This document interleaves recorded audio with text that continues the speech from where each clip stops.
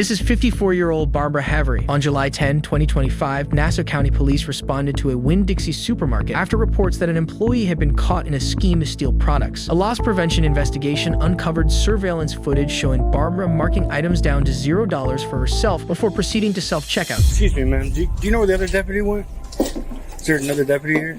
If they're here, want to knock on that door right there. This one? Okay. So obviously you can discuss this, okay? So what's kind of the stipulation behind that? What's going on with that? What do you mean the stipulation? So what's the reasoning behind? Oh, because the items was going out. I figured I could at least get something of it. And this wasn't brought to anybody's attention. I mean, you weren't bringing it up to management. You weren't bringing it up to anybody else. Okay.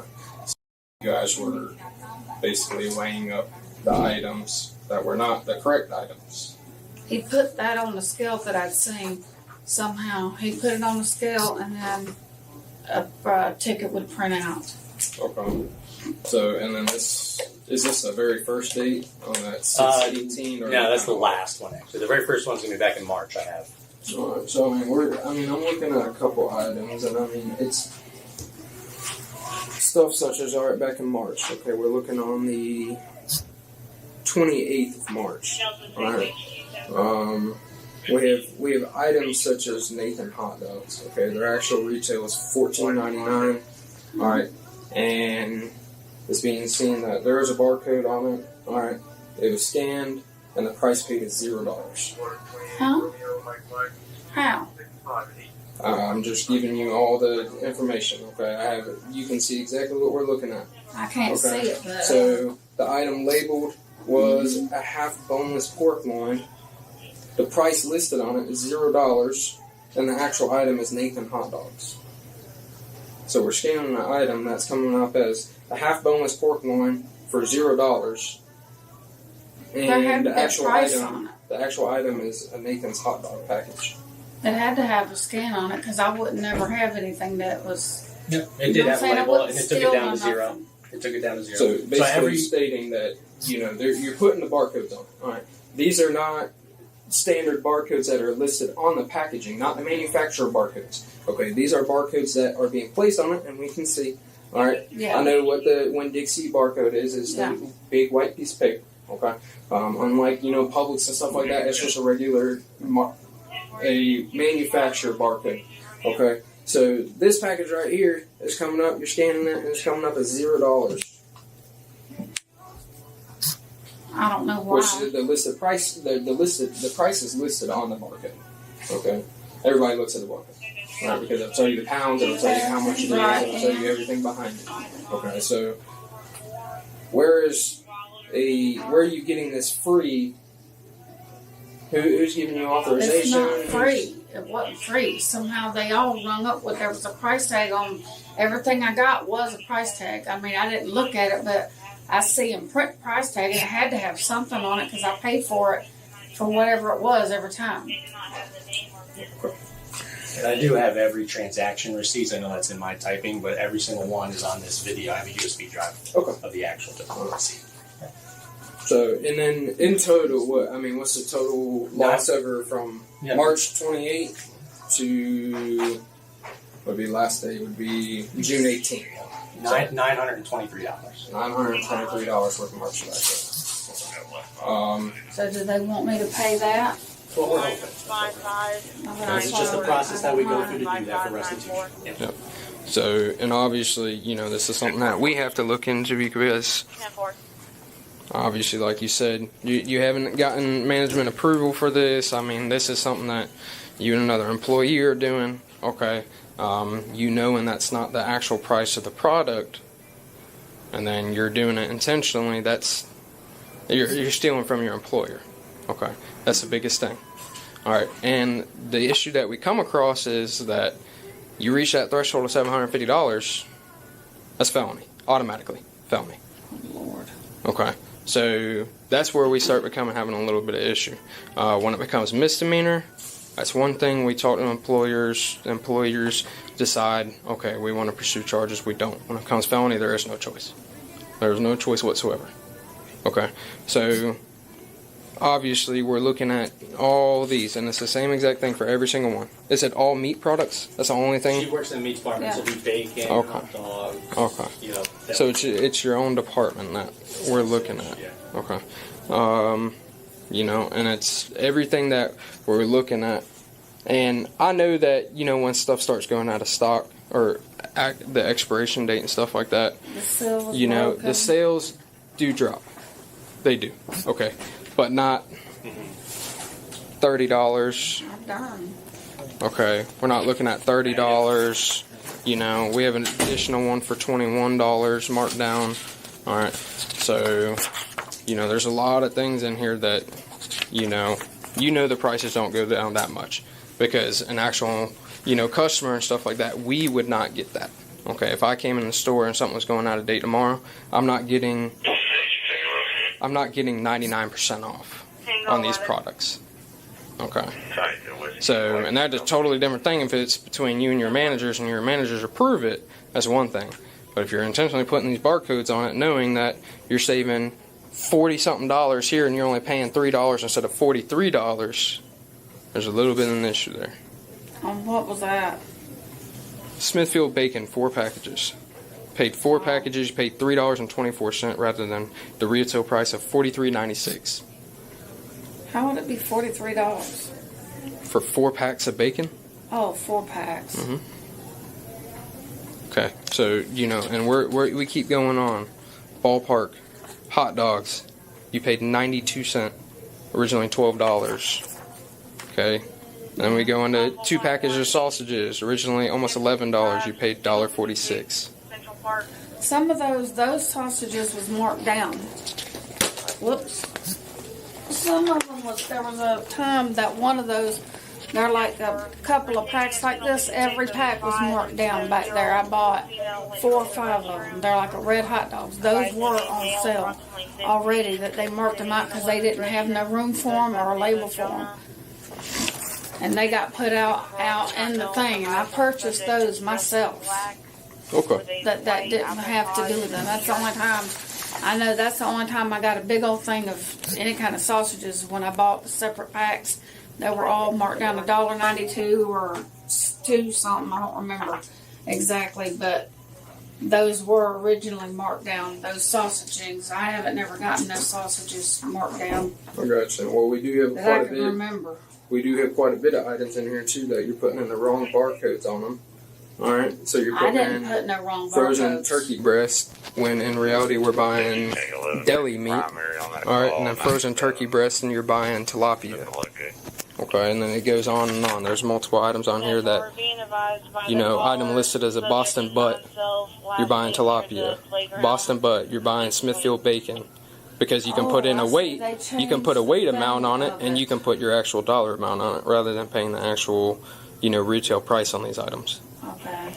Okay. So I'm going to talk to Mr. John and. Hey, let me talk just for a second, okay? Because we got options right then, okay?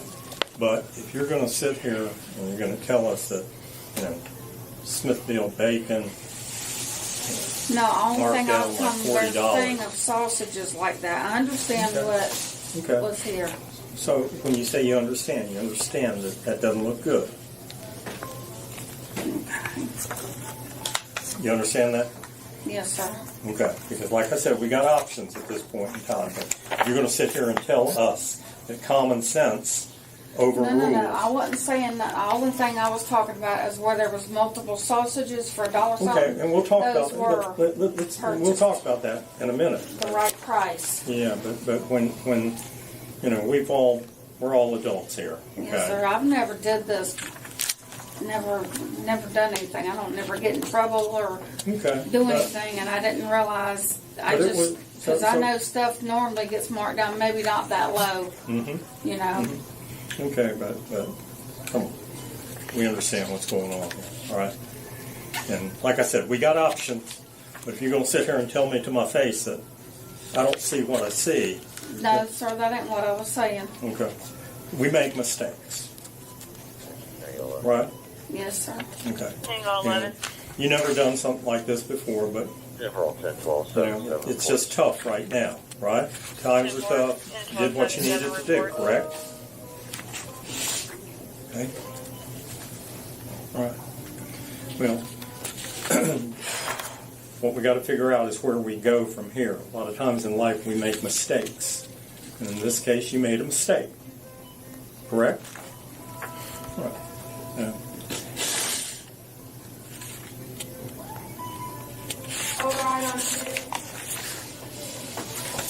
All right. Mr. John, we'll step out here and we'll talk and we'll see. You said you do have all video footage and everything like that? Okay. All right, just hang tight in here. All right, and we'll be right back with you. The deputy begins questioning Barbara using a calm, non-confrontational approach. At this point, she's not under arrest and hasn't been read Miranda rights. Under United States v. Mendenhall, a person is only in custody for Miranda purposes when a reasonable person would not feel free to leave. Barbara appears to participate voluntarily. Barbara's statement, "I figured I could at least get something of it," is critical. Under Florida law, employee theft requires proof the employee knowingly obtained property with intent to deprive the owner. Her admission suggests she acted independently, supporting the theft allegation. Lesson: never make statements to law enforcement without an attorney present when facing serious allegations. Loss prevention presents documented evidence spanning March to June 2025.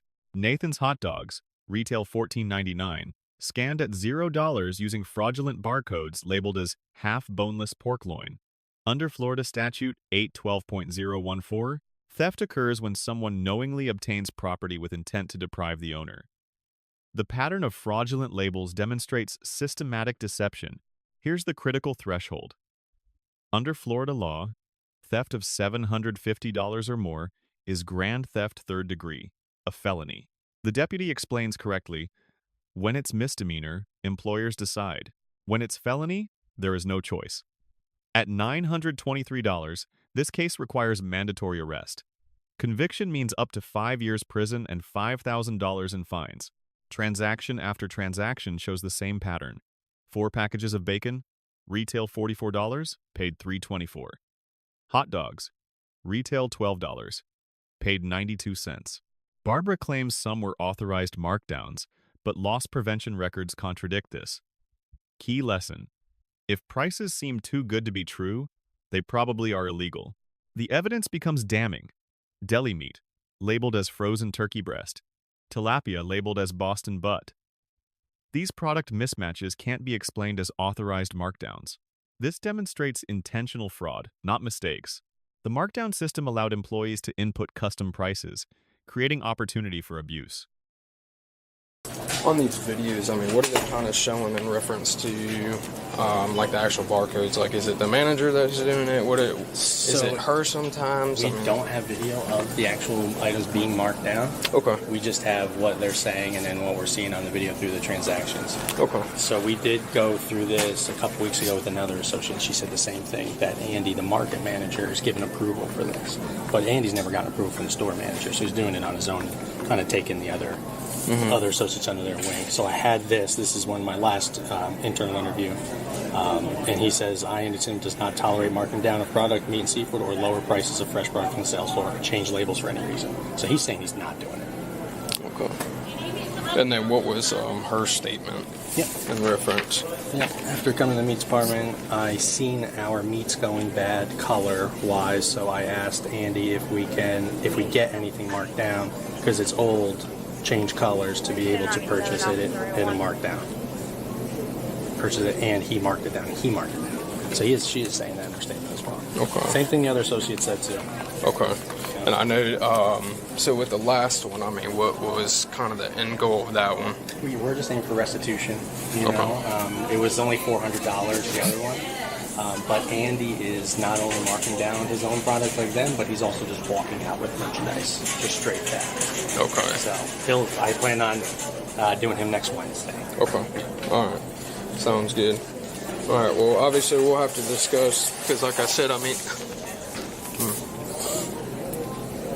you know, we'll have to see if we can speak to her a little bit more, because like I said, I mean, we have to kind of hit that threshold of, like, she's, you know, willfully doing this, you know, and knowing, you know, and we're kind of getting a little bit conflicting right now because we have, meat manager that's stating like, I don't approve of that. I don't approve of that. She's saying like, he's literally marking this stuff down for me, and she's not thinking that she's doing this in the wrong.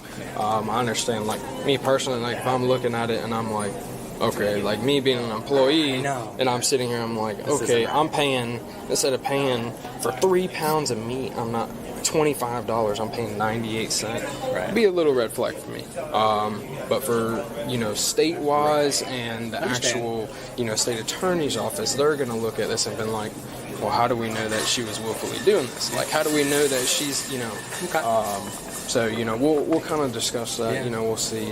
This is my sergeant here, so we'll see if we can, what we can work out. If we, it'll obviously be documented either way, in reference to if, we need to write up a report for it, at least document it for you guys, that if you guys need to take it to the courthouse, do a civil lawsuit, do whatever for restitution. Cool. And obviously, if that means end of employment. All right, and so then, today will definitely be end of employment, but I'm willing to go any way. Our end goal is restitution. So I got you. Our sergeant is talking to management. They're obviously going to come in and do your separation. So what I would do is just have your apron off and everything that belongs to them. Okay, and make sure you get all that.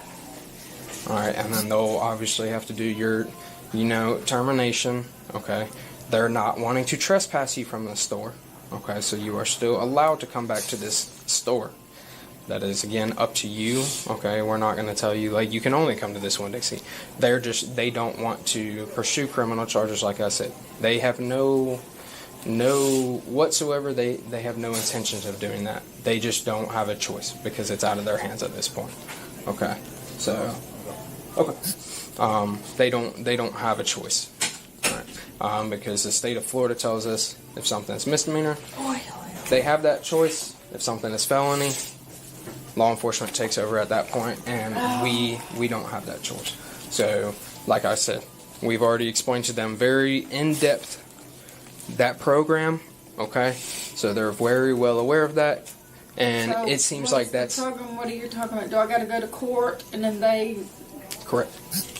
They do whatever. So what you'll do, okay? Obviously, today you'll be going with us. All right, we get to the jail, they book you in. Okay. After your booking, you have first appearance in the morning. First appearance is in front of a judge. They look at the case, they see the case and everything, and they speak with you on that. All right. They give you a bond at that point, and they tell you, hey, this is what's going to happen.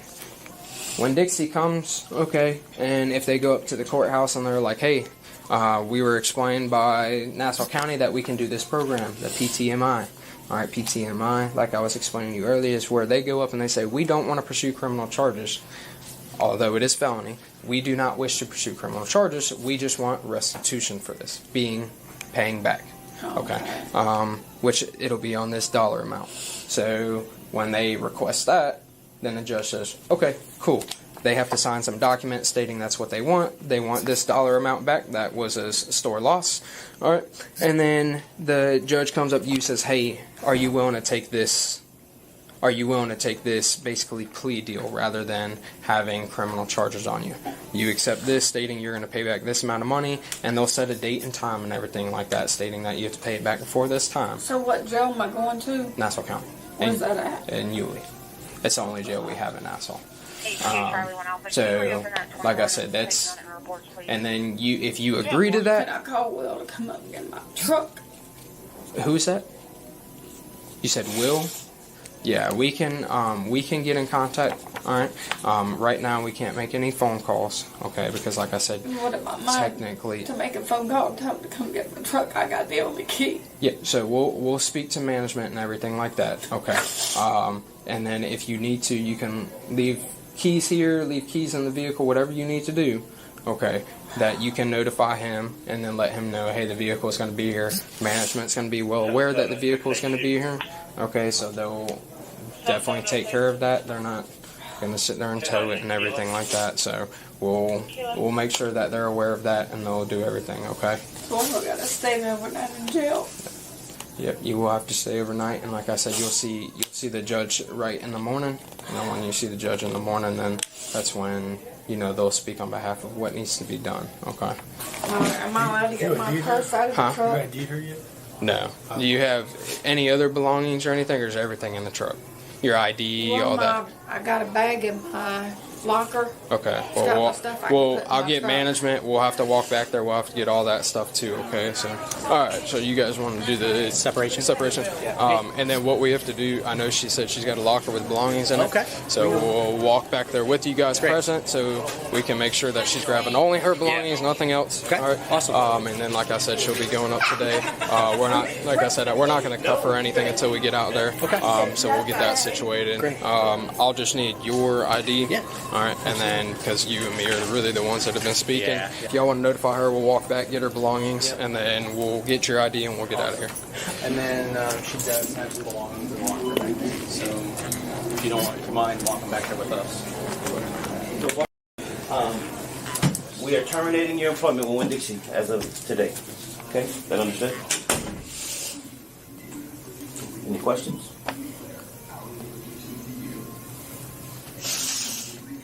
No? You want to head back and grab some stuff back there? Some belongings? We can all walk back there. You don't need it? All right. So if you want to take your apron off, anything that belongs to them. In my pocket and put it in my thing and Yeah. then leave it. Okay. We'll go Because back to the everything locker. won't fit in my hand. We'll get that situated. Is that okay if she leaves the vehicle here until somebody picks it up? Okay. Absolutely. You said you got another one next Wednesday? Yeah, that Okay. big guy. He's the manager where these two associates that were doing it just said he was giving them permission. So, Yeah. but then he writes a statement saying, I never gave permission. And he's doing it himself. Just Maybe speaks to his character. Yeah, exactly. I mean, if you're going to do it with other people and you guys get caught, at least Right. own up to it, you know what I mean? Then you make her look crazy, you know? Exactly. Which I appreciate. Yeah, I mean, these two associates were just doing the markdowns, but the manager, Andy, for next week, he's actually walking out with merchandise. Yeah, that's going to be different. Yeah, that's going to be treated a little bit differently, I would imagine. But, all right, I well, mean, restitution just all really we want. Appreciate it. perfect. Well, hey, sir, Thank you. I'll see you next Wednesday, all right?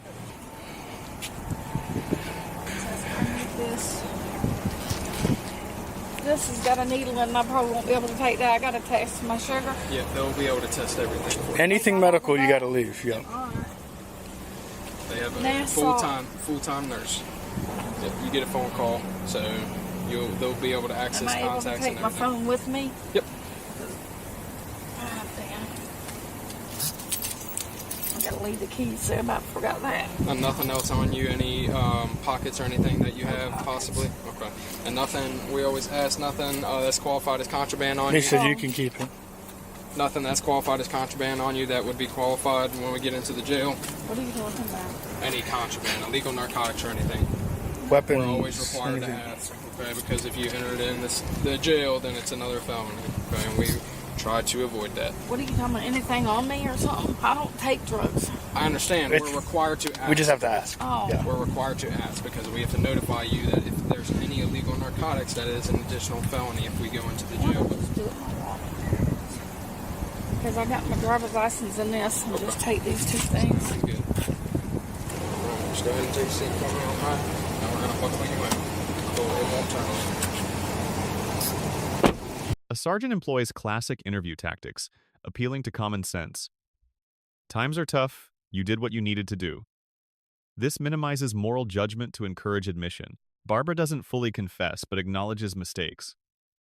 These statements are admissible because she's participating voluntarily. Remember, sympathy from officers doesn't mean they won't arrest you. Critical development. The meat manager Andy allegedly authorized these markdowns, but now denies it in writing. If true, he's the primary offender, and employees might have a defense. This creates a credibility problem affecting intent. Loss prevention plans to investigate Andy next week, suggesting a larger scheme. The deputies debate the key question. Did Barbara willfully steal or reasonably believe she had authorization? While common sense suggests she knew something was wrong, her claim of authorization creates legal doubt. However, the felony threshold is crossed, requiring arrest regardless. The state attorney will make the final charging decision. Lesson. Prosecutors evaluate both evidence and intent when deciding charges. The deputy professionally explains that while the merchant wants only restitution, the $750 threshold removes all discretion. This is legally accurate. She won't be trespassed and can shop there after resolution. Clear communication reduces panic and resistance. Lesson: understanding your rights and the process helps you make better decisions. The deputy explains Florida's pretrial intervention program clearly. First-time offenders can avoid conviction through restitution. Process: arrest, first appearance before judge, merchant requests PTI, prosecutor offers it, defendant pays back $923 on schedule, charges dismissed upon completion. This is excellent community policing, ensuring subjects understand options beyond punishment. Critical lesson: diversion programs exist for first-time offenders. Ask your attorney about eligibility immediately. The deputy handles practical concerns professionally: vehicle storage, belongings collection, phone calls, medical needs. Barbara is diabetic, requiring blood sugar testing. The jail has a full-time nurse for medical care. Officers must secure property and address medical needs to ensure lawful arrest. This demonstrates respect for human dignity despite criminal allegations. The deputy gives the mandatory contraband warning. Under Florida law, introducing contraband into jail is a separate felony. This warning protects arrestees from additional charges. The investigation will expand to Andy, the manager who may have created this system. Lesson: one arrest often leads to broader investigations. Cooperating against others may help your case. Barbara was charged with grand theft third degree under Florida statute 812.014. Maximum penalty: 5 years prison, $5,000 fine. Winn-Dixie preferred restitution through PTI over incarceration. Final case disposition remains unconfirmed in public records.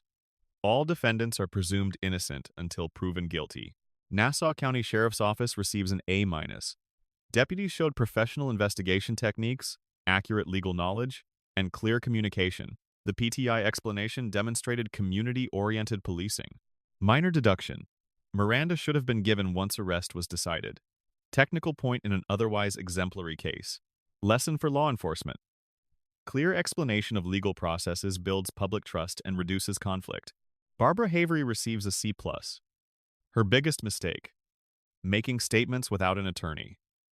Her admission, "I figured I could at least get something of it," will be used against her in court. She deserves credit for remaining calm and not resisting. Her lack of criminal history helps her PTI eligibility. Critical lessons: exercise your Fifth Amendment right to silence. Request an attorney immediately. Anything you say can and will be used against you. This is not just a warning, it's reality. Winn-Dixie loss prevention receives a B+. The investigation was thorough with detailed records and proper law enforcement coordination. However, $900 in theft over 3 months suggests weak inventory controls. If the manager authorized this, it shows supervision failures. Lesson for employers: strong internal controls, regular audits, and proper oversight prevent employee theft from reaching felony levels. Key takeaways from this case: 1. Know the felony threshold in your state. Crossing it removes all discretion. 2. Never speak to police without an attorney when facing serious allegations. 3. What seems like a small theft scheme can quickly become a felony with life-changing consequences. 4. Diversion programs exist but require clean records and taking responsibility early. 5. If your employer asks you to do something questionable, get it in writing from senior management. 6. Economic hardship is understandable but never justifies theft. The legal consequences far outweigh any benefit. Final lesson: this case shows how routine employee theft becomes a serious felony. Barbara faces 5 years prison for what started as discounted groceries. The system worked professionally, deputies were respectful, evidence was solid, and diversion options exist. But the best outcome is prevention. If you're struggling financially, seek legitimate assistance programs, not theft. If you're accused of a crime, stay silent and get a lawyer. Your words are evidence, not your defense. Let us know if there is an interaction or legal topic you would like us to discuss in the comments below. Thank you for watching, and don't forget to check out our second channel, Audit the Court, for even more police interaction and courtroom content.